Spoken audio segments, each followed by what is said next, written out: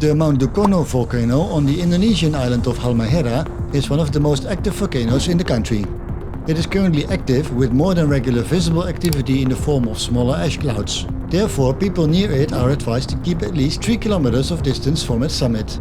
The climbers in this video clearly did not follow up on this advice, as they climbed all the way to the very edge of the current active crater, which is only some 700 meters in diameter.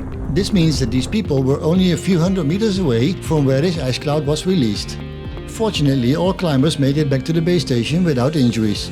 But it's clips like this where you can clearly see it could have been a completely different story. For example, if the wind was in a different direction, or when the eruption was just ever so slightly bigger. The Dukono volcano is currently on level 2 on a scale of 4. Please stay away from its summit.